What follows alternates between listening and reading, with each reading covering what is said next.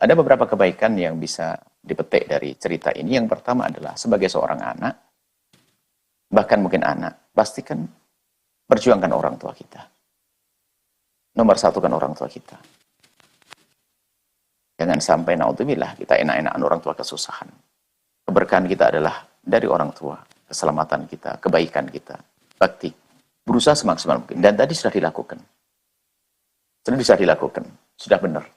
Bahkan kami sampaikan, tingkatkan lagi semaksimal mungkin. Dan sepertinya sudah maksimal sampai diberikan ini dan sebagainya. Termasuk memberikan motor untuk bekerja itu mohon, tapi jangan sampai itu untuk suruh bekerja. Jangan suruh bekerja. Akan tapi sebagai hiburan, sebagai orang hidup kadang-kadang sebagai orang tua itu pengen mandiri juga. Sehingga mungkin kita belikan kebun, bukan kita suruh berkebun. Hati-hati, jangan nyuruh berkebun.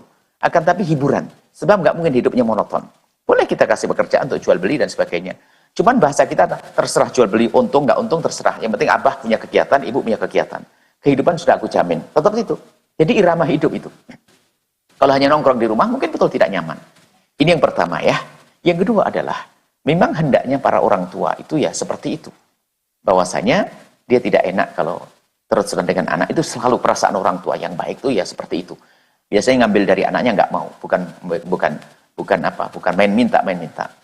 Akan tapi jangan sampai melakukan sesuatu yang menjadikan anaknya tidak suka. Nah, apalagi anaknya sudah menjamin semuanya, kenapa tidak menyampaikan kebutuhannya saja? Kalau sampai melakukan hutang, mungkin ya ini maksudnya. Mungkin ini kami lihat ini keluarga baik-baik. Orang tuanya sepertinya kayaknya orang baik. Sehingga karena merasa dicukupi oleh anak-anaknya, sehingga ada kebutuhan motor yang motornya pun diberi oleh anaknya, nggak enak kalau minta kepada anaknya. Ini akhlak yang mulia sebetulnya. Akan tapi kalau ternyata nanti menjadikan utang lalu menjadikan anak marah juga menjadi tidak baik. Nah, sifat ini yang kami perlu tumbuhkan, kami sebarkan. Sifat orang tua yang semacam itu. Tapi ternyata nanti ada solusinya ya. Jangan sampai dikit-dikit ngutang lalu anak pada marah. Ya, tinggal sampaikan saja pada akhirnya, nak, ini motor abah rusak. Karena memang butuh. Nggak ada masalah menyampaikan. Karena tahu kan anaknya baik-baik semuanya. Tentunya dengan bahasa yang indah. Kalau mencoba mengutang, okelah barangkali mencoba mengutang kepada orang, harapannya nanti bisa mandiri lalu bisa membayarnya. Kok ternyata tidak? Ya bisa saja ngomong ke anaknya, minta maaf kalau sampai ketahuan oleh anak kita, supaya anak kita tidak kecewa. Sudah dikasih masih ngutang-ngutang, bikin malu saja. Bisa saja begitu. Nah ini sebagai orang tua. Pastikan kita orang tua, sebagai orang tua, memang rata-rata seperti itu. Orang tua itu kadang-kadang nggak mau menerima pemberian anak. Karena apa? Tidak tega, biar anaknya sukses. Akan tapi terima. Kalau memang anak memberi dan tanda cinta kasih, terima. Kemudian, bagi Anda yang dipinjamin uang, ya kan? Yang dipinjamin uang, apa yang harus dilakukan? Kalau minjamkan uang, kelihatannya dia memang butuh. Kalau meminjamkan nanti pesan dari anak-anaknya nggak boleh minjemin, tahu gimana? Sederhana, nggak repot semacam ini. Anda bicara baik-baik dengan bapak tersebut untuk menyampaikan, anakmu tuh baik-baik, kenapa kok kamu seperti itu? Hah? Anakmu baik-baik. Justru anakmu yang berpesan loh ya, agar tidak dikasih utang, maksudnya apa? Biar kamu minta saja kepada anakmu. Nah, diajak diskusi baik-baik. Anda sebagai penasehat, nasihati. Jangan sampai anakmu marah, kecewa. Anakmu baik-baik loh ya. Tak sampaikan ke anakmu kalau punya hajat ya, nah gitu. Jadi memberi nasihat itu penting. Niat baik orang tersebut ya boleh dilakukan, minjemin saja. Tapi nanti pada akhirnya merasa sang anak malu, bisa saja marah kepada ayahnya. Nah mungkin nasihati saja ayah tersebut agar kalau pinjam ngomong saja kepada anak, kebutuhanmu akan dibutuhkan oleh anak.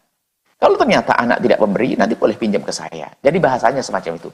Aku malu, aku nggak enak. Kuatkan anakmu tuh baik sampai datang ke aku, bahwasanya anakmu tuh bilang agar jangan dipinjemi. Karena apa? Ya tidak enak masa ayah harus pinjam sementara anaknya mampu, anaknya bisa. Seperti itu. Jadi besarkan hati orang tua tersebut agar semakin dekat kepada anaknya. Bahkan jangan sampai Anda mengucapkan pesan yang menjadikan ayah itu marah kepada anaknya. Kenapa kok ikut anak saya? Akan tapi Anda penyambung hati. Sampaikan, anakmu datang ke sini melarang aku meminjamin kamu uang. Tapi tujuannya baik, karena biar kamu tidak pinjam-pinjam. Tinggal kamu minta ke dia. Tolong jangan salahin anakmu ya. Anakmu baik itu. Menunjukkan anak baik. Itu saja. Jadi termasuk Anda harus punya fungsi menyambungkan hati. Itu saja insya Allah. Ini baik-baik, tidak ada masalah semuanya. Jadikan Soalnya jangan biasa hidup itu ada masalah dan menjadikan kehidupan itu penuh dengan masalah. Kan semuanya bisa selesaikan. Anaknya baik, orang tuanya baik. Anda yang satu lagi meminjami utang adalah baik dengan cara yang baik. Plus ada ahli nasihat. Sehingga hidup menjadi hidup yang baik. Hidup memberi, hidup mengabdi, hidup tahu diri seperti orang tua tadi. Dan hidup juga memberi nasihat. Seperti itu. Allah a'lam bishawab. Setelah Anda menyaksikan video ini, jangan lupa berselawat kepada baginda Nabi Muhammad sallallahu alaihi wa alihi wa sahbihi wasallam.